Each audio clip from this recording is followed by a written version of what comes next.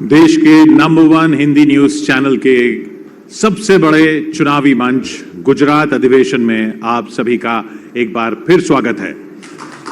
और गुजरात अधिवेशन में अब वक्त है उस सेशन का जिसका हम अधिवेशन में सुबह से इंतजार कर रहे हैं। खुद गृह मंत्री अमित शाह जी हमारे साथ हैं। स्वागत करेंगे अमित शाह जी का, जो बोलते कम हैं जब लेकिन बोलते हैं तो पूरा देश सुनता है। केंद्रीय गृह मंत्री अमित शाह जी, और उनसे बातचीत करेंगे न्यूज 18 नेटवर्क के editor in chief Rahul Joshi. आप दोनों का स्वागत।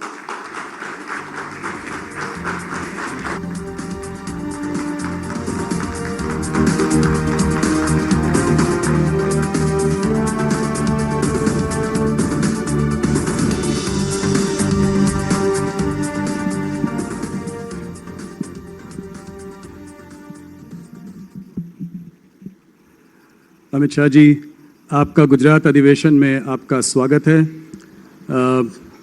ये एक्सक्लूसिव इंटरव्यू न्यूज़ 18 ग्रुप को देने के लिए आपका बहुत बहुत धन्यवाद। 6 महीने पहले भी आपने सिर्फ हम ही लोगों को इंटरव्यू दिया था जब 5 राज्यों के चुनाव हुए थे। 6 महीने बाद आज फिर आपको इंटरव्यू करने का हमारा सौभाग्य है। आपका स्वागत है इस अधिवेशन में। अमित जी, सबसे पहला सवाल, हम लोग गुजरात में हैं, चुनावी माहौल गर्म है। गुजरात आपकी जन्मभूमि भी रही है, आपकी कर्मभूमि भी रही है। पहला सवाल बहुत सीधा और सरल है, कितनी सीट देते हैं गुजरात में आप भारतीय जनता पार्टी को? देखिए, सीटों के आकलन करने के लिए तो बहुत जल्दबाजी होगी, मगर मैं इतना निश्चित कह सकता हूं, दीपावली के समय से लगभग मेरा गुजरात में आज 16वां दिन है। इतना निश्चित कह सकता हूं कि भारतीय जनता पार्टी यहां पर अपने सभी चुनावी रिकॉर्ड तोड़कर सर्वाधिक सीट और सर्वाधिक मत प्राप्त कर कर विजयी बनेगी और प्रचंड बहुमत के साथ यहां पर हम सरकार बनाएंगे। क्या आप माधव सिंह सोलंकी का 1985 का रिकॉर्ड, जो कि 149 सीटों का था, उसको ब्रेक कर पाएंगे? माफ करना आप मुझे, हम रिकॉर्ड तोड़ने की राजनीति नहीं करते हैं, ना हमारी किसी से स्पर्धा है। हमारा चुनाव का लक्ष्य है हर एक मतदाता का संपर्क हो, और जो भारतीय जनता पार्टी को वोट देने वाला मतदाता है वो हमारे कार्यकर्ता की जिम्मेदारी है कि वो हर एक मतदाता का मतदान हो। हम चुनाव के जरिए हमारी पार्टी की आइडियोलॉजी को, हमारे संगठन को एक्सपांड करना चाहते हैं और यहाँ मजबूत सरकार देकर एक सुरक्षित, सुविकसित, संस्कृत और शिक्षित गुजरात बनाना चाहते हैं, जो हम सालों से कर रहे हैं। अमित जी, इस बार इस चुनाव में अहम और मेन मुद्दा क्या है? क्या फिर से एक बार मोदी जी पर भरोसा, मोदी जी के लिए प्यार, या फिर भूपेंद्र जी का प्रदर्शन भी इस बार एक बड़ा मुद्दा रहेगा? आप दोनों को अलग नहीं कर सकते हो। 1990 से लेकर आज तक भारतीय जनता पार्टी गुजरात में एक भी चुनाव नहीं हारी है। ये भारतीय जनता पार्टी का क्लियर कट रिकॉर्ड है और आप सभी जर्नलिस्टों को मालूम पड़ना चाहिए, जब कभी भी हम चुनाव के मैदान में भारतीय जनता पार्टी गुजरात के कार्यकर्ता गए, हमने विजय प्राप्त की है। और वो विजय का कारण है गुजरात की जनता का आशीर्वाद और असीम स्नेह। और मैं मानता हूं कि हमने गुजरात की जनता की अपेक्षा पर खरा उतरने के लिए कोई कसर नहीं छोड़ी है। यही गुजरात है जहां एक जमाना था, कांग्रेस का शासन था, 365 दिन के साल में से 250 दिन तक कर्फ्यू रहता था। आज गुजरात के 20 साल के लड़के को अगर पूछ ले कि भैया कर्फ्यू क्या होता है, तो जनरल नॉलेज में वो फेल हो जाएगा। जनरल नॉलेज के एग्जाम में उसने कर्फ्यू देखा ही नहीं। मैं खुद विद्यार्थी परिषद के काम के लिए पोरबंदर गया था। एक लेमरेटा स्कूटर के पीछे बैठकर मैं जा रहा था। पोरबंदर की सीमा शुरू होती थी, वहां पर एक बोर्ड लगाया था दबंगों ने कि यहां से पोरबंदर शुरू होता है, कानून और व्यवस्था की हद यहां पर पूरी होती है। और नोटिफिकेशन निकालकर कांग्रेस सरकार ने पोरबंदर की जेल को बंद करना पड़ा था, क्योंकि जेल चलाना वहां संभव नहीं था। इससे लेकर आज तक जो भारतीय जनता पार्टी का शासन रहा, विशेष कर मोदी जी का जो कालखंड रहा और मोदी जी के बाद का कालखंड, हमने यहां पर कानून और व्यवस्था की मजबूत एक अभेद दीवार सरहदी राज्य के अंदर खड़ा करने के लिए हम सफल हुए हैं। और इसके अच्छे नतीजे ये आए हैं, क्योंकि कानून और व्यवस्था की अगर स्थिति ठीक है तो शिक्षा का स्तर भी सुधरता है, ग्रामीण विकास भी होता है, शहरी विकास भी होता है और इन्वेस्टमेंट भी आता है। तो इन टोटो गुजरात के डेवलपमेंट में बहुत अच्छे तरीके से हम परफॉर्म कर पाए। अमित जी, पिछले 27 सालों से गुजरात की जनता भारतीय जनता पार्टी और कांग्रेस के बीच में ही मत डालती आई है। इस बार कह रहे हैं कि एक तीसरी पार्टी भी जो है आम आदमी पार्टी, उसने भी जो है अपनी प्रेजेंस यहाँ पे बनाई है। कैसे देखते हैं आप, क्या इस बार ये लड़ाई त्रिकोणीय है? देखिए, आपने आपके यहाँ पर काम करने वाले जर्नलिस्टों से चर्चा किया होता तो शायद ये सवाल अलग तरीके से पूछते हैं। ऐसा नहीं है कि हर बार कांग्रेस और भाजपा के बीच में ही मुकाबला। बीच में केशुभाई पटेल ने अपनी पार्टी बनाई, इसके बीच में शंकर सिंह वाघेला ने पार्टी बनाई, उसके पहले चले जाए भाजपा जीतने के पहले तो चिमन भाई पटेल, जो राजनीति के बहुत बड़े जानकार व्यक्ति माने जाते हैं और जिनकी जनस्वीकृति भी काफी थी एक जमाने में, उन्होंने भी अपनी पार्टी बनाई। गुजरात ने कभी भी तीसरी पार्टी के कंसेप्ट को एक्सेप्ट नहीं किया है। गुजरातियों का स्वभाव है सबकी सुनते हैं। अब सुनने के कारण किसी के मन में भ्रांति हो जाए तो मैं क्या कह सकता हूं, डिब्बे खुलने दीजिए, परिणाम बहुत स्पष्ट आने वाला है। अमित जी, बहुत लोगों का कहना, हमारे यहाँ पत्रकार जो साथी हैं उनका कहना यह है कि भारतीय जनता पार्टी की लड़ाई इस बार भारतीय जनता पार्टी से ही है, क्योंकि काफी बड़े बड़े नेताओं का टिकट तो अच्छा ही है, जो जीतेगा वो भाजपा का जीतेगा। जी जी जी पर सवाल यह है कि काफी बड़े नेताओं के टिकट कट गए हैं। काफी लोगों को आपने, जो कि बहुत समय से भारतीय जनता पार्टी के संग जुड़े हैं, 5 बार एमएलए रहे हैं, 7 बार एमएलए रहे हैं, मधु श्रीवास्तव हो, योगेश पटेल हो, इस तरह लोगों को इस बार टिकट नहीं मिला। तो क्या इस वजह से, और मैं इसीलिए कह रहा हूं कि ये बीजेपी वर्सेस बीजेपी लड़ाई है, कि कहीं इस वजह से कोई लोगों में थोड़ा सा मन मुटाव तो नहीं है? जरा भी मन मुटाव का सवाल नहीं है। आप जो कह रहे हैं वो पहली बार नहीं हुआ है। मैं 1995 से भारतीय जनता पार्टी की चुनावी प्रक्रिया को बहुत नजदीक से देखने वाला कार्यकर्ता हूं और 2002 से प्रक्रिया के अंदर बैठने वाला कार्यकर्ता हूं। हर बार 30% के आसपास टिकट और चेहरे बदलते हैं। ये हर बार की प्रक्रिया है, मगर एक भी बड़ा चेहरा बागी बनकर नहीं खड़ा है। आज सभी लोग पर्चा डलवाने के लिए गए, सभी के भाषण हुए हैं, सभी आप लोगों के इंटरव्यू में भी आ रहे हैं। भारतीय जनता पार्टी का एक कल्चर है कि भारतीय जनता पार्टी में जो फैसला होता है वो स्वाभाविक रूप से, अगर मेरे लिए कोई मुझे पसंद ना है ऐसा फैसला होगा तो मैं व्यक्ति हूं, अंततोगत्वा दुख तो होगा ही होगा, मगर इसका मतलब ये नहीं कि मैं पार्टी के खिलाफ काम करूंगा। पार्टी की एक डिसिप्लिन होती है, पार्टी की एक संस्कृति है और हमारी पार्टी की एक परंपरा भी है। और हमारे सारे नेता, मेरी सबसे बात हुई है, एक लाइन से भारतीय जनता पार्टी को जिताने के लिए कटिबद्ध है और पूर्ण जोश से लगे हुए हैं। नहीं, हम लोगों ने सुना है कि आप खुद पर्सनली सबसे बात कर रहे हैं और यहाँ पर जमे हुए हैं और भारतीय जनता पार्टी के सीनियर वरिष्ठ नेताओं से। जमे क्या हुए, मैं यहीं का हूँ भाई, कहाँ बाहर बेचते हो? नहीं, मेरा मतलब है आप दिल्ली से यहाँ जमे हुए हैं पिछले 2 महीनों से। जी अमित जी, पिछले 10 सालों में आप लोगों ने कुछ मुख्यमंत्री बदले प्रदेश में। पिछली बार तो आपने पूरी की पूरी कैबिनेट ही बदल डाली। इस बार भी जो कैबिनेट में कुछ मंत्री हैं उनके भी कुछ के टिकट कटे हैं। तो क्या मोदी जी के यहाँ से जाने के बाद, आपके यहाँ से जाने के बाद गुजरात में एक स्थिरता आ पाई है? गुजरात अपना नेता ढूंढ देखिए, ये एनालिसिस ठीक नहीं है। मैं आपको बताता हूँ, मोदी जी के जाने के बाद आनंदीबेन पटेल मुख्यमंत्री बनी। आनंदीबेन का जाने का कोई और कारण न था, हमारी पार्टी का नियम था कि 75 साल तक काम करते हैं। उनके 75 साल समाप्त होने में 2 महीने थे, आनंदीबेन को बदला गया। उसके बाद में विजय भाई आए, विजय भाई पूरे 5 साल अपने पूरे किए और भूपेंद्र भाई कर रहे हैं। भूपेंद्र भाई के नेतृत्व में ही हम चुनाव लड़ रहे हैं। इसके बाद भूपेंद्र भाई को ही मुख्यमंत्री बनना है। अस्थिरता का सवाल कहां है? कोई सवाल ही नहीं पैदा होता अस्थिरता। मेरा एक सवाल ये भी आने वाला था कि क्या भूपेंद्र जी ही वापस मुख्यमंत्री बनेंगे, उसका हाँ जी, मैंने कह ही दिया। जी, जी। भारतीय जनता पार्टी का बहुमत आएगा तो श्री भूपेंद्र पटेल ही मुख्यमंत्री बनेंगे, इसमें कोई दो राय नहीं।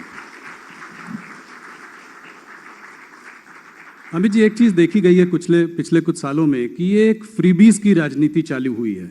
आप लोगों ने उसके अगेंस्ट मतलब बहुत जोरों से बोला भी है, मोदी जी ने भी कहा है, उसको रेवड़ी की राजनीति बताया है। मगर नई पार्टियां आती हैं और जो है ऐलान करना शुरू कर देती हैं, इलेक्ट्रिसिटी मुफ्त, हेल्थ केयर मुफ्त, एजुकेशन मुफ्त, 1000 रुपये यहाँ देंगे, 3000 रुपये वहाँ देंगे। इस तरह की राजनीति के बारे में आप क्या कहना चाहेंगे? देखिए, गुजरात है, यहाँ एनालिसिस करने वाले लोग हैं, पढ़ने वाले लोग हैं, समझने वाले लोग हैं, और सोच समझकर एनालिसिस कर कर गुजरात की जनता फैसला लेती है। अब तक जो वादे किए गए इसका योग बताए तो गुजरात का बजट 2,42,000 करोड़ है और वादे हो गए हैं 3,52,000 करोड़ के। नई इनकम कुछ नहीं करनी है, पुराना बजट एज इट इज, और 3,52,000 करोड़ लाना है। कोई बता दे जरा कैसे लाएंगे, इसका तो हिसाब दे। ये गुजरात की जनता समझती है। और कुछ वादे तो इतने हास्यास्पद है, हम प्राथमिक शिक्षा को फ्री करेंगे। हमारे यहाँ 1960 से प्राथमिक शिक्षा फ्री है, अब क्या फ्री करोगे भाई तुम? फ्री है। उनको ये भी मालूम नहीं यहाँ क्या चल रहा है, स्वाभाविक है यहाँ के नहीं है तो, परंतु थोड़ा स्टडी तो करना चाहिए। जब फ्रीबीज की बात होती है तो केंद्रीय सरकार भी तो फ्रीबीज दे रही है। कहीं ऐसा जैसे कि फ्री राशन दे रहे हैं आप, उसकी आपकी व्यवस्था बनी हुई है, फ्री सिलेंडर आप भी दे रहे हैं, तो इसको आप कैसे देखते हैं? क्या ये फ्रीबीज नहीं? देखिए, दो चीजों में तत्वतः फर्क है।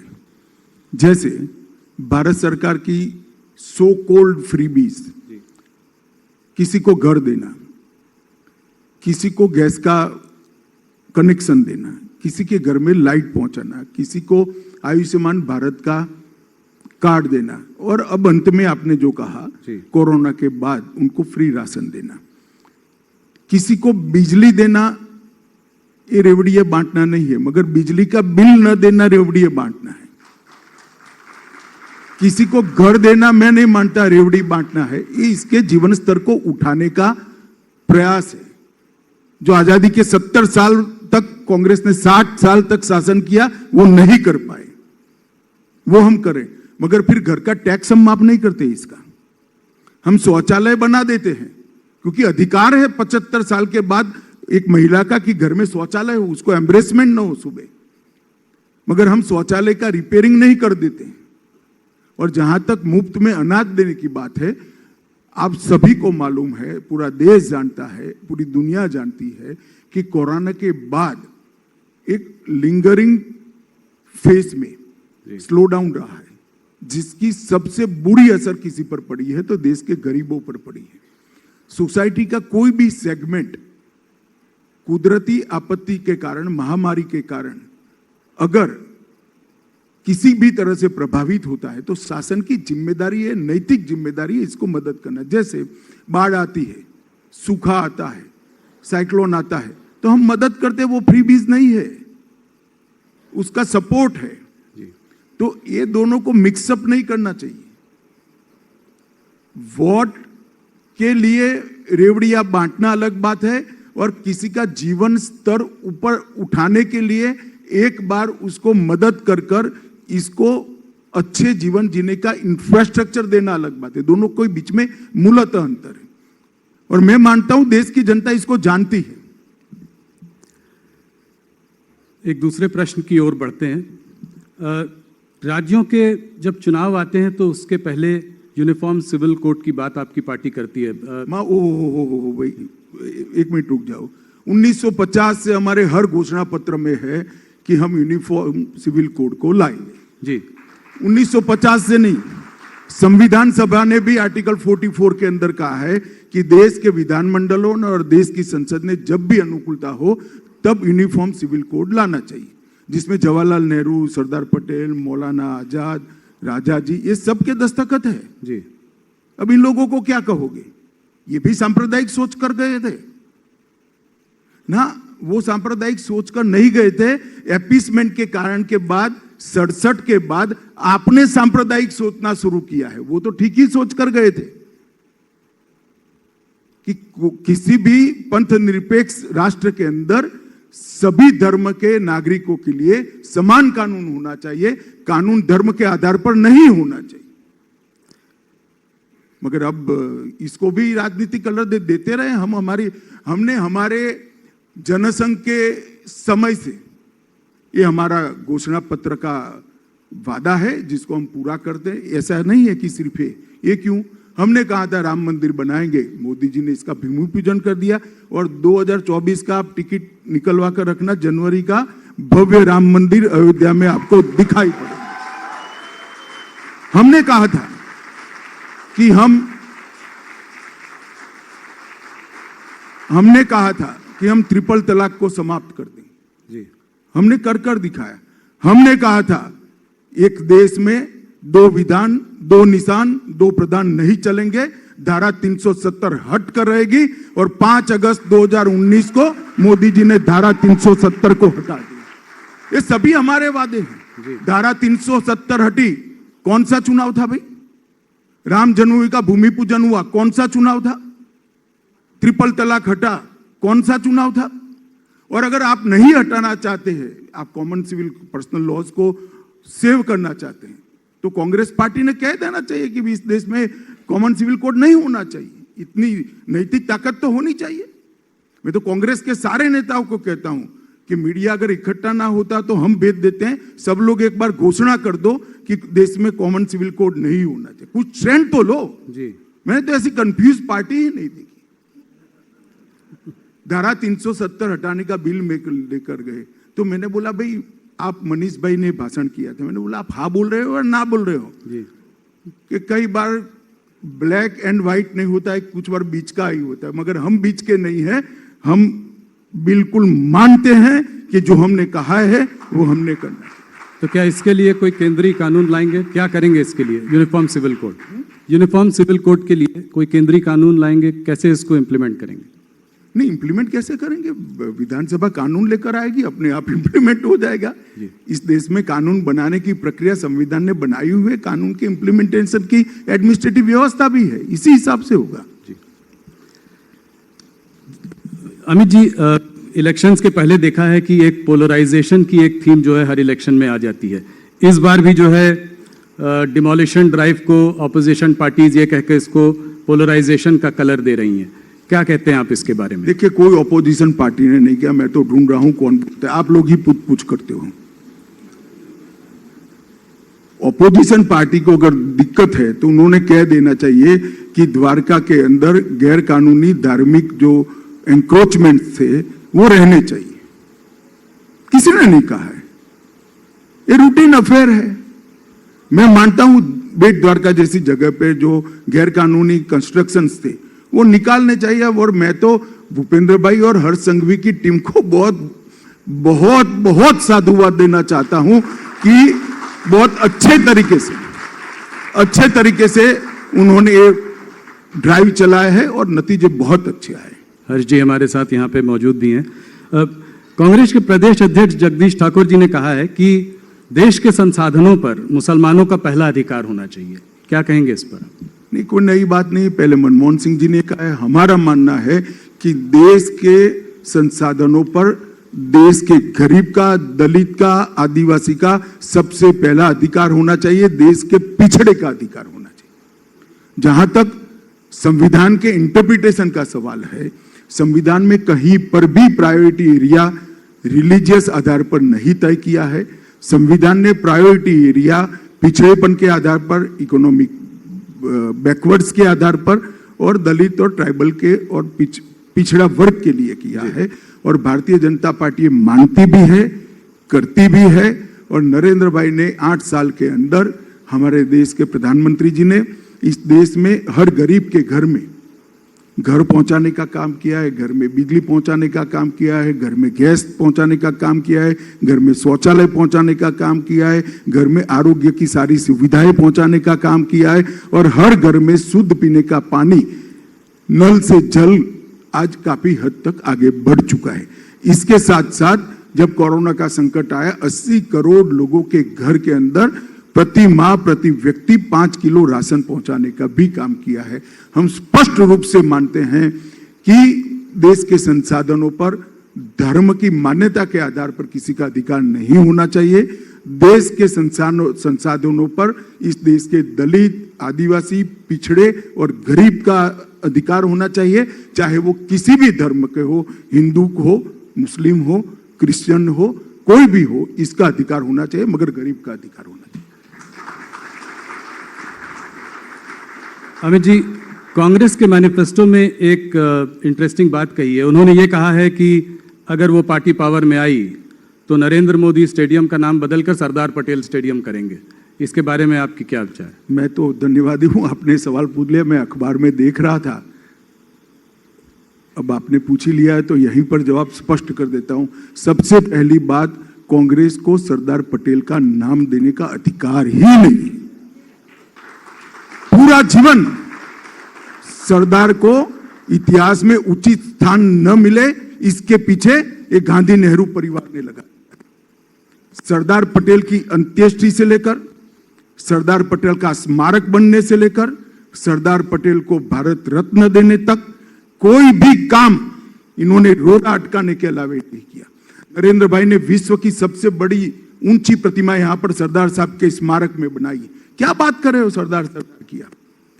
नरेंद्र भाई ने देश भर के 8.5 करोड़ किसानों के औजारों का लोहा पिघलाकर किसान नेता सरदार पटेल का, लौह पुरुष सरदार पटेल का विश्व का सबसे बड़ा पुतला बनाने का बात। एक भी कांग्रेसी नेता आज तक वहां पर पुष्पांजलि करने नहीं गया। प्रतिमा किसने भी बनाई हो, आपके शासन में बहुत सारी प्रतिमा बनी है महापुरुषों की, हम जाते हैं, आदर भाव व्यक्त करते हैं। क्योंकि ये प्रतिमा सरदार पटेल की नरेंद्र भाई ने बनाई इसलिए आप नहीं जाते, ऐसा नहीं है। क्योंकि ये सरदार पटेल की प्रतिमा है इसलिए कांग्रेसी नहीं जाते। और सरदार पटेल को हमेशा अन्याय करने का काम एक कांग्रेस पार्टी ने। सरदार पटेल के नाम पर ना कोई योजना बनी, ना कोई बड़ा स्मारक बना, ना आपने भारत रत्न दिया। जब कांग्रेस गई तब जाकर भारत रत्न मिला सरदार पटेल को।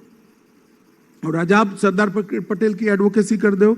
और जहां तक स्टेडियम का सवाल है, मैं स्पष्ट कर दूं, वहां पर एक स्टेडियम था और आज वहां पर एक स्टेडियम बना है जिसका नाम नरेंद्र मोदी स्टेडियम है। परंतु कांग्रेस झूठ प्रचार कर रही है। वहां पर एक कॉम्प्लेक्स बना है, स्पोर्ट्स कॉम्प्लेक्स बना है, जिसमें टोटल 18 स्टेडियम बनने वाले हैं। उसमें से एक नरेंद्र मोदी स्टेडियम है और वो पूरे स्पोर्ट्स कॉम्प्लेक्स का नाम सरदार पटेल स्पोर्ट्स कॉम्प्लेक्स रखा गया है। सरदार पटेल के नाम को, उनकी स्मृति को हमने एक्सपांड कर एक की जगह 18 स्टेडियम में लगाने का काम ये भारतीय जनता पार्टी की सरकार है। जिनके पास कोई मुद्दे नहीं होते हैं वो इस प्रकार के मुद्दे। और क्या समझते हो आप गुजरात की जनता? गुजरात की जनता आपके झूठी बातों में आ जाएगी। नरेंद्र भाई मोदी के प्रधानमंत्री बनने के बाद, भारतीय जनता पार्टी की सरकार बनने के बाद सरदार पटेल की फोटो लगाना शुरू किया है। 50 साल तक कांग्रेस के स्टेज के पीछे कभी सरदार पटेल की फोटो हमने नहीं देखी। 50 साल तक कांग्रेसियों के मुंह से सरदार पटेल का नाम हमने नहीं सुना। इतना बड़ा स्मारक बना, एक भी कांग्रेसी नेता वहां पुष्पांजलि करने नहीं गया और आप सरदार पटेल की बात करते हो। भाई, भारतीय जनता पार्टी का हर कार्यकर्ता मानता है कि सरदार पटेल न होते तो आज ये देश का स्वरूप न होता, देश अखंड न होता, देश का आज का संविधान भी न होता। सरदार पटेल के योगदान के लिए हमें कांग्रेस से सीखने की जरूरत नहीं है, ना इनकी स्मृति के लिए कुछ करने की जरूरत है। वही स्टेडियम पर एक बहुत बड़ा स्पोर्ट्स कॉम्प्लेक्स बनाकर सरदार पटेल स्पोर्ट्स कॉम्प्लेक्स उसका नाम रखा गया है और वहां आने वाले दिनों में चुनाव के बाद द्रुत गति से शुरू हो जाएगा। 18 अलग अलग खेलों के स्टेडियम बनेंगे और अगर हम ढंग से परफॉर्म कर पाए तो वहां पर ओलंपिक भी होगा। विश्व का Olympic Sardar Patel sports complex के अंदर होगा।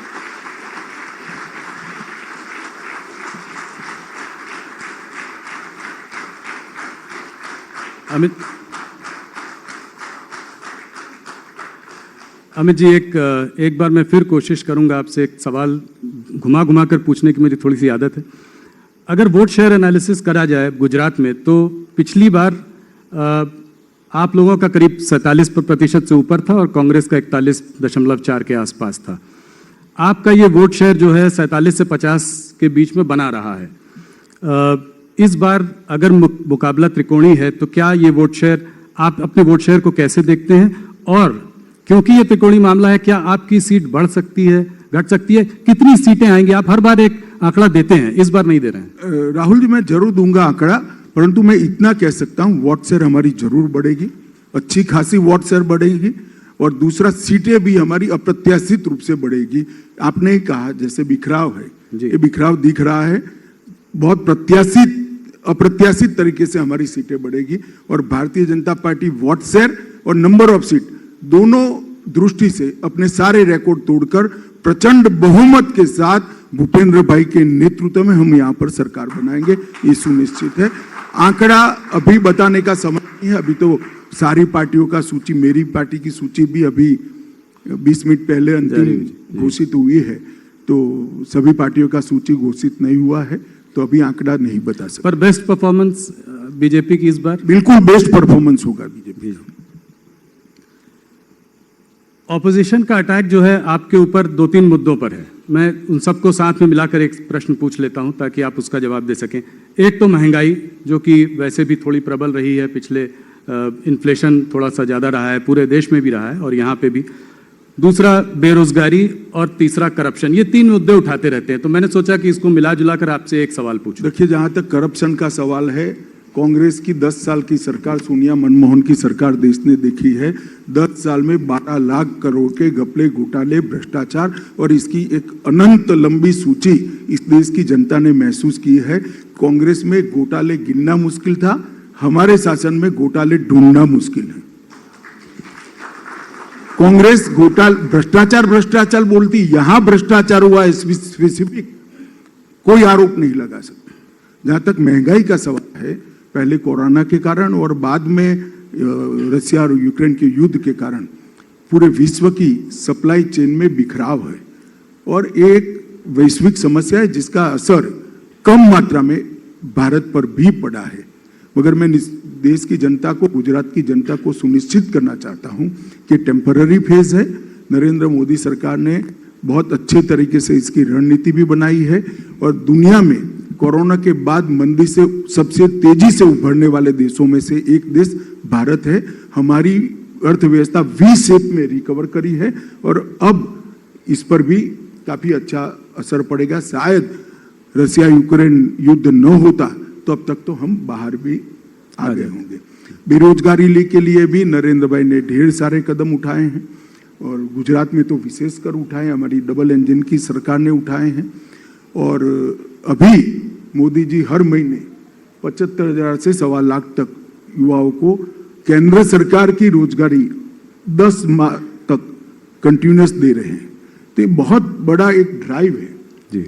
और गुजरात में जिस तरह का इन्वेस्टमेंट आया है, देखिए नरेंद्र मोदी शासन की खूबी ये नहीं थी कि नरेंद्र मोदी जी ने यहाँ पर अच्छा शासन किया, वो तो किया ही। चाहे शिक्षा के क्षेत्र में ड्रॉप आउट रेशियो को कम करना हो, एनरोलमेंट को बढ़ाना हो, स्वास्थ्य के क्षेत्र के अंदर माता मृत्यु दर और बाल मृत्यु दर में सुधार करना हो, जहां तक ड्रिंकिंग वाटर और इरिगेशन का सवाल है, भूगर्भ जल स्तर को ऊपर लाना हो, ये सारे ऐसे पैरामीटर्स है जो रेयरली इंप्रूव करते हैं जी। माता मृत्यु दर, बाल मृत्यु दर इंप्रूव नहीं करता है, ड्रॉप आउट रेशियो और एनरोलमेंट इंप्रूव नहीं करता, इसके लिए कड़ी मेहनत करनी पड़ती है। भूगर्भ जल स्तर ऊपर नहीं आता है, कृषि का विकास दर 10 साल तक 10% से ज्यादा रखना, बहुत एफर्ट्स मांगने वाली, ये सब नरेंद्र मोदी जी के कार्यकाल में हुआ है। परंतु मैं इसको विशिष्ट बात नहीं मानता, वो मोदी जी करते ही जहां रहते, अभी देश में है तो देश में भी करते। परंतु मोदी जी ने कैसी व्यवस्था बनाई, उनके न रहते हुए भी ये सारी चीजें चालू रही है और उनके यहां से जाने के बाद भी गुजरात के अंदर सुशासन की वो प्रणाली आज भी चालू रही। अच्छा सुशासन देना अच्छा ही है, मगर उससे अच्छा है इस प्रकार की व्यवस्था करो कि आपके बाद भी सुशासन चलता रहे। मोदी जी ये करने में बहुत सफल हुए हैं और शायद देश में बहुत कम नेता है जिन्होंने इस तरह से स्थायी स्वरूप सुशासन को देने का प्रयास किया है। गुजरात से हटकर थोड़ा हिमाचल की ओर चलते हैं। वहाँ तो यहाँ तो आपने आंकड़ा नहीं दिया, कम से कम यहाँ तो आंकड़ा दे दीजिए, यहाँ तो चुनाव हो चुका है। मुझे लगता है कि लास्ट टाइम हमारा जो बहुमत था बाय एंड राज +- 2 कर मेंटेन करेंगे। वापस दोबारा सरकार बनेगी? निश्चित रूप से भारतीय जनता पार्टी की सरकार बनेगी। वहां मुख्यमंत्री कौन होगा? क्या जयराम हमने ठाकुर? घोषित किया है, इनके नेतृत्व में हम चुनाव लड़ रहे, हमारे मुख्यमंत्री जी के नेतृत्व में लड़ रहे, वही बनेंगे। वही बनेंगे दोबारा।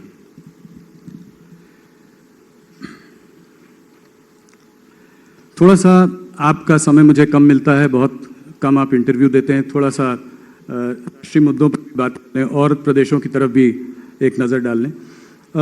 भारत जोड़ो यात्रा, राहुल गांधी जी ने ये भारत जोड़ो यात्रा शुरू की।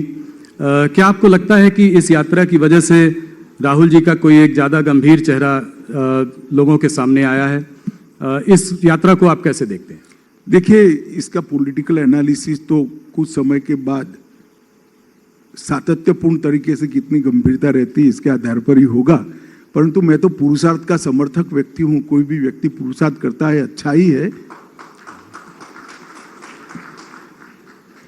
आप अगला चुनाव जो है, जो कि बहुत महत्वपूर्ण चुनाव आपके लिए होगा, वो होगा कर्नाटका का चुनाव। तो कर्नाटक में आप अपनी स्थिति को कैसे देखते हैं? क्या वहां पर भी थोड़ा एंटी इनकम्बेंसी फैक्टर ज्यादा है इस वक्त?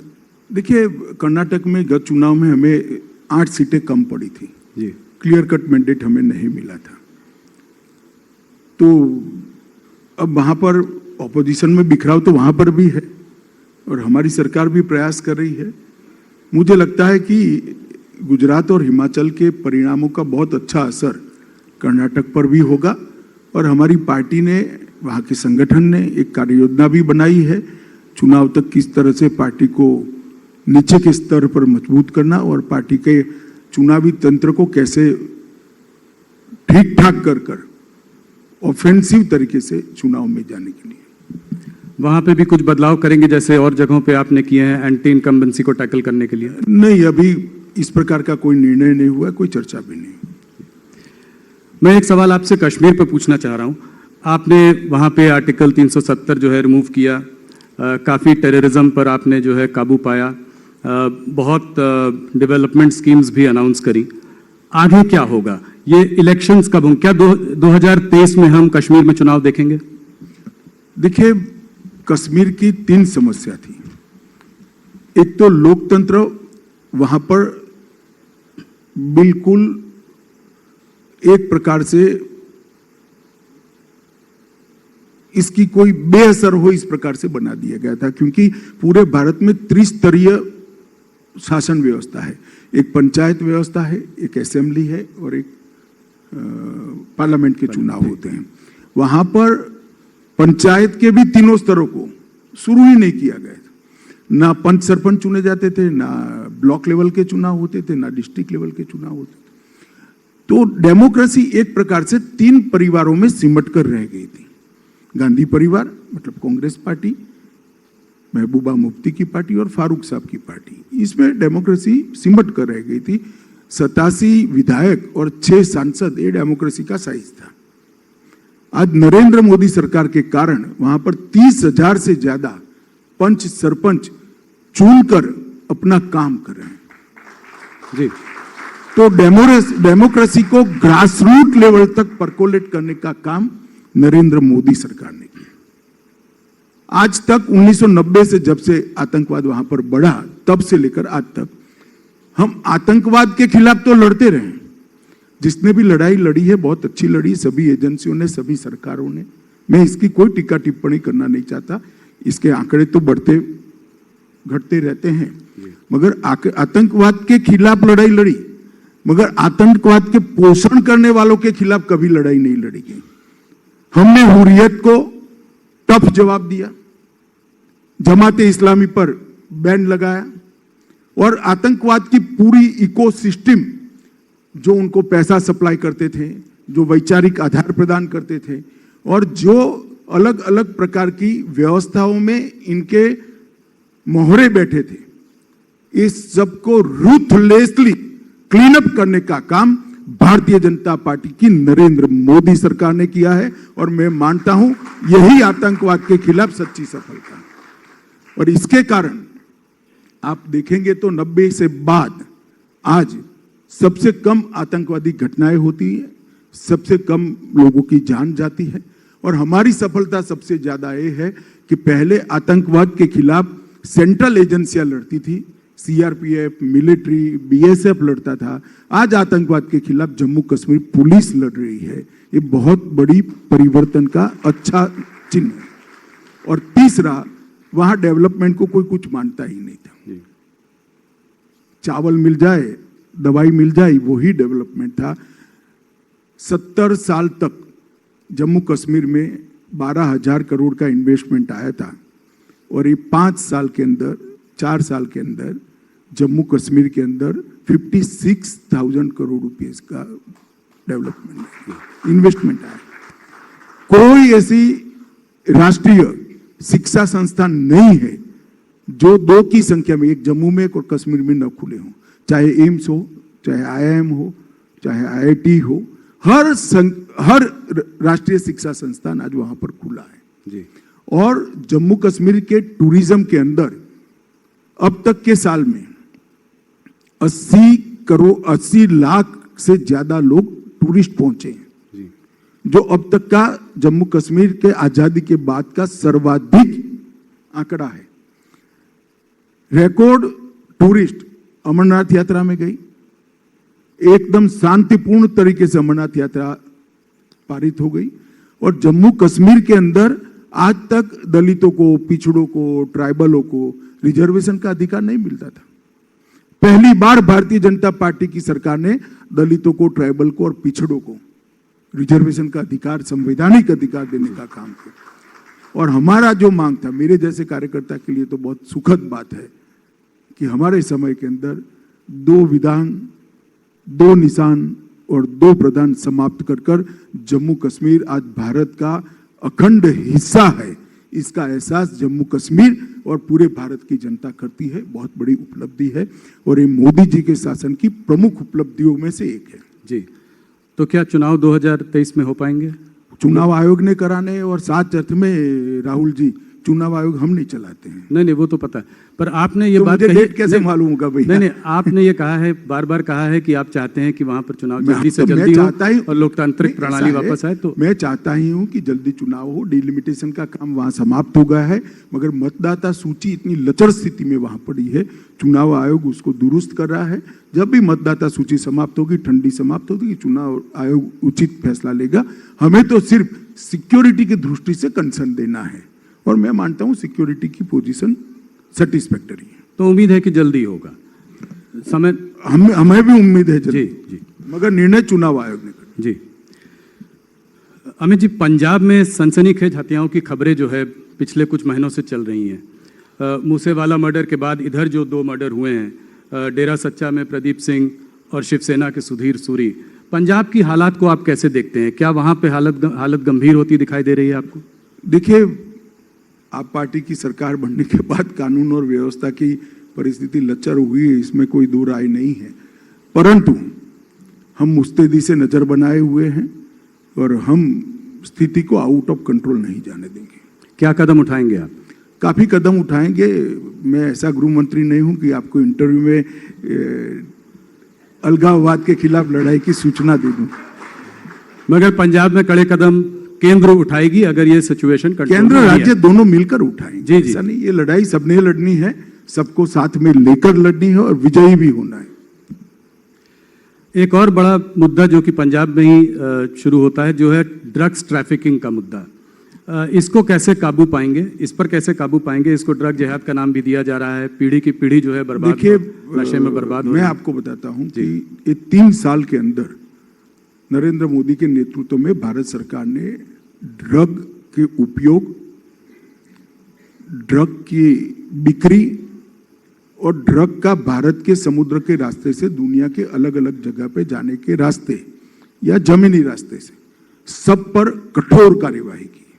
सारे आंकड़े उपलब्ध हैं और मैं एक ही आंकड़ा कहना चाहता हूं कि 3 साल के अंदर हमने लगभग 20,000 करोड़ रुपए का ड्रग पकड़ा है। पहले कांग्रेस के 3 साल की तुलना में 700 करोड़ का था। तो इससे आपको साइज और स्केल मालूम पड़ेगा। इसके लिए एनकोड कर एक 4 स्तरीय व्यवस्था बनाई है। एक एकदम ऊपर की टीम है, फिर इस पर अफसरों की टीम है, फिर राज्य स्तर की टीम है और फिर डिस्ट्रिक्ट स्तर की टीम है। और हमने top to bottom and bottom to top investigation को कंसेप्ट डेवलप किया है। जैसे कोई छोटी सी ड्रग की पुड़िया पकड़ी जाती है तो वो कहां से आई से लेकर देश में कहां तक से एंटर हुई, पूरा नेटवर्क की जांच होती है। और देश की सीमा पर ड्रग पकड़ा जाता है तो वो आकर कैसे छोटी पुड़िया बनने वाला था, उसका भी पूरा इन्वेस्टिगेशन होता है। तो top to bottom, bottom to top investigation concept के साथ हम ड्रग के तंत्र को उखाड़ने के लिए पहली बार प्रयास कर रहे हैं। काफी सफलताएं मिली है।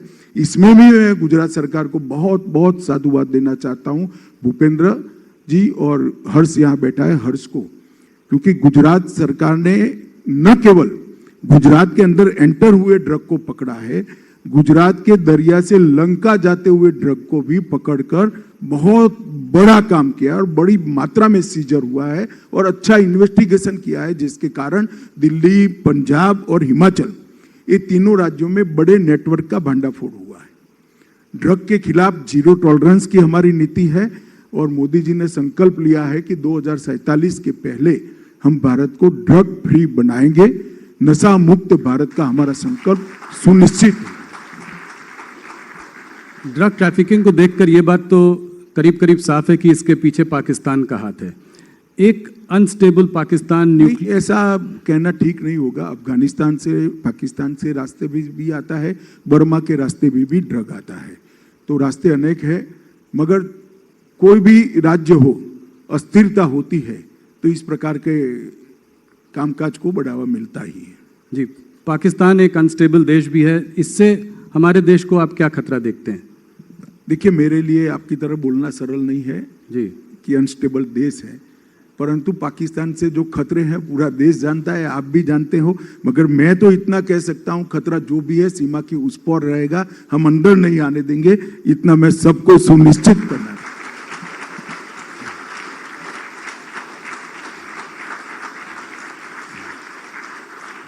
जो एरिया कश्मीर का पाकिस्तान के पास है, जिसको कि हम पाकिस्तान ऑक्यूपाइड कश्मीर कहते हैं, उसको वापस लेने के लिए क्या कदम उठाएगी सरकार, क्या आशा कर सकते हैं हम? देखिए, ऐसे कदमों की सार्वजनिक चर्चा नहीं होती है, मगर भारत का संपूर्ण रूप से मानना है, हमेशा से मानना रहा है, आज का नहीं है, हमेशा से मानना रहा है। हमारी पार्लियामेंट का संकल्प है कि हमारा हिस्सा है। अक्साई चीन पर भी चीन का कब्जा है। एक मुझे मालूम है आप क्या कहने वाले, कोई टाइटल इसमें से नहीं निकलेगा। रॉन्ग नंबर डायल कर रहे हो राहुल। नहीं, पर फिर भी एक विस्तारवादी चीन एज अ कंट्री हमारा बहुत स्पष्ट मत है, जो हमारे देश की संसद ने इन दोनों विषयों पर जो प्रस्ताव पारित किए हैं, भारतीय जनता पार्टी अडिगता के साथ संसद के वो प्रस्ताव के साथ खड़ी है। एक दूसरा नंबर डायल करने की कोशिश करता हूं। क्या भारत की छवि जो है पूरे विश्व में बहुत अच्छी रही है। यूक्रेन और रूस के बीच में बड़े बड़े देशों ने कहा है कि भारत को जो है मीडिएट करना चाहिए। क्या आपको लगता है कि रूस और यूक्रेन के युद्ध में भारत का मीडिएट करना? देखिए, मैं इतना ही कहना चाहता हूं, आगे क्या होगा वो तो डिप्लोमेसी के लेवल पर तय होगा। जो होगा और परिणाम आएगा वो सबके सामने आएगा। परंतु मैं भी सालों से भारत की डिप्लोमेसी को एक विद्यार्थी के रूप में देख रहा हूं। हमने कभी ऐसा नहीं देखा कि भारत के 35,000 बच्चे यूक्रेन में पढ़ने के लिए फंसे हो और भारत के प्रधानमंत्री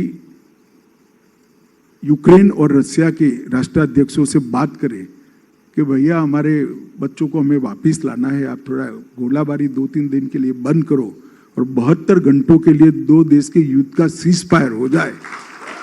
ये हर भारतीय के लिए गौरव की बात है।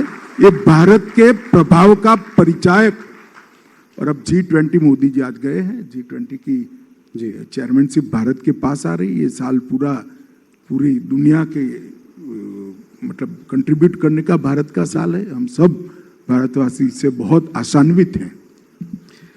अमित जी, एक ग्लोबल नैरेटिव ऐसा भी बन रहा है वेस्टर्न मीडिया में खास करके माइनॉरिटीज़ को लेकर कि मुसलमानों को यहाँ पर सताया जा रहा है, ये जो एक साजिश चल रही है। इनफैक्ट अभी एक अमेरिकन स्कॉलर साल्वाटोर बेबॉन्स यहाँ आए थे देश में, तो उन्होंने कहा कि जो है भारत का बुद्धिजीवी वर्ग जो है वो एंटी इंडिया है। क्या ऐसा आप मानते हैं? ये ऐसा नैरेटिव क्यों बन रहा है? इसके पीछे क्या साजिश है? देखिए, तो एनालिसिस का सवाल है। मैं ये मान सकता हूं कि अगर किसी को स्पेशल फेवर मिलती थी तो हमारे राज्य में वो नहीं मिलेगी, हमारे शासन में नहीं मिलेगी। और ये हमारे संविधान का स्पिरिट, किसी को स्पेशल फेवर नहीं मिलनी चाहिए। Justice for all, appeasement to none, ये भारतीय जनसंघ का मूल सूत्र है और हम उसी पर चल रहे हैं। किसी को अन्याय नहीं करेंगे, मगर किसी का एपीसमेंट, तुष्टीकरण भी नहीं करेंगे। ये देश संविधान के हिसाब से चलना चाहिए और संविधान के स्पिरिट से हिसाब से चलना चाहिए। अब किसी को स्पेशल फेवर बंद होती है, इसको आप अन्याय कहते हो, तो आपको अन्याय की डेफिनेशन बदलनी चाहिए, उनकी डेफिनेशन बदलनी चाहिए। अमित भाई, ये मैंने पिछली बार भी आपसे ये सवाल पूछा था, सीए को आप कब तक नोटिफाई कर पाएंगे? आपने कहा था there is no question of going back. ऐसा है जी, सीए देश का कानून है, आप पहले ही समझ कर चलिए। जी, कोरोना के कारण जारी होने में, मतलब उसको लागू करने में हमें थोड़ी देर हुई है, मगर अब कोरोना की स्थिति ठीक है और सीए का लागू होना सुनिश्चित है। Amit ji, left wing extremism जो है हमारे देश के लिए एक बहुत बड़ा चैलेंज बन चुका है। झारखंड में ये समस्या और भी ज्यादा भारी है, इसको आप कैसे देखते हैं? झारखंड बुरा पहाड़ को क्लियर करने के बाद लगभग समाप्त हो चुका है। आपके पास शायद लेटेस्ट आंकड़े नहीं है।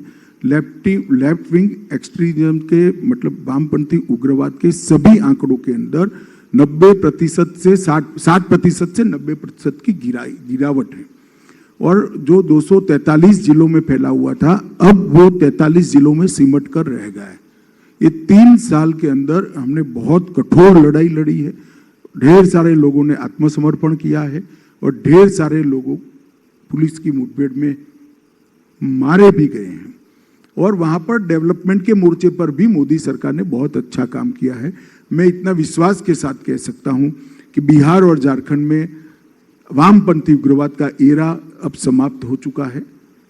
निर्णायक पोजीशन आज वहां पर भारत सरकार की एजेंसियों की है और अब जो थोड़ा हिस्सा बचा है, उड़ीसा, तेलंगाना और छत्तीसगढ़ के बीच के ट्रायंगल का, उसको भी हमने 817 कैंप लगा है। आप कल्पना कर सकते, 3 साल में 817 कैंप जी, इतने अंदर गए हैं। बहुत अच्छा परिणाम आया है।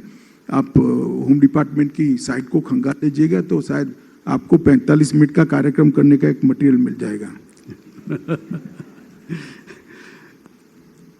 अमित जी, 2-3 सवाल और। मुझे पता है कि समय आपके पास कम है, पर आपको पकड़ना आसान भी नहीं है, इसलिए मैंने कहा कि 2-3 सवाल और पूछ लेता हूँ। इंटेलिजेंस एजेंसीज, ऑपोजिशन का कहना है कि ये सरकार जिस तरीके से यूज़ कर रही है, एक डर बनाने का माहौल, नेताओं के पीछे जो है ईडी को लगा देना। इधर बीच एक स्पेशल कोर्ट ने ये तक कहा कि जो है संजय राउत जी के पीछे जो ईडी का इन्वेस्टिगेशन रहा वो एक विच हंट है। इसको आप कैसे देखते हैं? देखिए, हमारे देश में न्यायिक व्यवस्था बनी है और 3 स्तरीय न्यायिक व्यवस्था है। सेशंस कोर्ट होते हैं, हाई कोर्ट होते हैं, सुप्रीम कोर्ट होती है, जो देश की सर्वोच्च अदालत है। किसी को भी कोई भी ग्रीवेंस है तो प्रेस में जाने की जगह कोर्ट में जाना चाहिए। और संजय राउत जी के खिलाफ जो जजमेंट आया है, मतलब उनके पक्ष में जो, उसमें भी हाई कोर्ट में अपील हुई, उसकी राह देखनी चाहिए। मुझे मालूम नहीं है लीगल पोजीशन क्या है, मगर हमारी सरकार की समय में एजेंसियों का रिकॉर्ड है, जो भी केस बनाए वो कोर्ट में टिकते हैं और मेरिट्स के आधार पर केस बने हैं। जी, 2024 के चुनाव को आप कैसे देखते हैं? जो सीट आपके पास प्रचंड बहुमत आई थी, उससे आप उससे अच्छा कैसे कर सकते हैं? उसको वहां पर होल्ड करके कैसे रख सकते हैं? कहां से आपको ज्यादा? मैं एरिया बता ही देता हूं आपको। हम दक्षिण में हमें अपने आप को इम्प्रूव करेंगे। तेलंगाना, तमिलनाडु और आंध्र के कुछ डिस्ट्रिक्ट में हम अच्छा परफॉर्म करेंगे, परिणाम लाएंगे। इसके साथ साथ उड़ीसा में हम बहुत अच्छा इंप्रूव करेंगे, बंगाल में हम बहुत अच्छा इंप्रूव करेंगे। 18 सीट से ज्यादा हैं? बंगाल में और ज्यादा। हाँ हाँ, बहुत अच्छा इंप्रूव करेंगे। और बिहार में अब जगह हमारी बढ़ गई है तो स्वाभाविक रूप से इंप्रूवमेंट होगा। दोनों के हमारा साथ आने रिकॉर्ड के रहा बावजूद- है कि हमने 2019 में एनडीए के साथ 2/3 बहुमत प्राप्त किया। अरे 2014 में, 2019 में भाजपा ने 2/3 बहुमत प्राप्त किया और 2024 में इससे भी बड़े बहुमत के साथ फिर से मोदी जी का प्रधानमंत्री बनना सुनिश्चित है। मैं देश की जनता के आशीर्वाद हमारे साथ है, मोदी जी के साथ है और मोदी जी के प्रयास को देश के अर्थतंत्र को मजबूत बनाने का प्रयास, देश के अर्थतंत्र को 11वें पायदान से 5वें पायदान पर लाने का रिजल्ट और देश को मैन्युफैक्चरिंग हब बनाने का रिजल्ट देश की पूरी जनता जानती है। देश के सुरक्षा सिनेरियो को मोदी जी ने ड्रास्टिकली चेंज किया है। देश के इंफ्रास्ट्रक्चर के अंदर 1,09,000 करोड़ का 5 साल में इन्वेस्टमेंट वो कोई कल्पना नहीं कर सकता था, जो मोदी जी ने धरातल पर लाकर बताया है। और हर क्षेत्र के अंदर, चाहे पर्यावरण हो, चाहे कानूनी सुधार हो, चाहे कानून रिपील करने हो और चाहे दुनिया की सभी समस्याओं में लीड देना हो, पूरी दुनिया मोदी जी की ओर बहुत आशा के साथ दिख रही है। तो मोदी जी की एक ग्लोबल लीडरशिप को देश की 130 करोड़ की जनता एक्नॉलेज करती है और मुझे भरोसा है कि हम और अच्छे बहुमत के साथ 24 में फिर से मोदी जी के नेतृत्व में सरकार बनाएंगे और देश अपने सभी लक्ष्यों को प्राप्त करेगा। अमित जी, आपने हमको इतना समय दिया। आपको, आपकी इस इंटरव्यू को पूरे देश में हमारे सारे चैनल में हर भाषा में देखा गया है। आपके इस समय के लिए आपका बहुत बहुत धन्यवाद। आपने इस बार फिर हमको पहले नेशनल चैनल को इस इंटरव्यू को दिया, इसके लिए आपका बहुत बहुत धन्यवाद। Thank you. मुझे यहाँ बुलाकर मंच देने के लिए टीवी 18 का बहुत बहुत आभार। और गुजरात की जनता को मैं अपील करना चाहूंगा, जिन्होंने किया है इन पर भरोसा रखना, वो ही करेंगे, वो ही गुजरात को मजबूत बनाएंगे, वो ही गुजरात को नंबर 1 बनाएंगे। जिन्होंने किया है इस पर भरोसा रखना। धन्यवाद। बहुत बहुत धन्यवाद। देश के गृह मंत्री अमित शाह जी हमारे साथ थे। अमित जी, मैं गुजारिश करूंगा, राहुल जी से गुजारिश करेंगे कि केंद्रीय गृह मंत्री अमित शाह जी को धन्यवाद दें इस मंच पर, हमारे मंच पर आने के लिए। अमित शाह जी।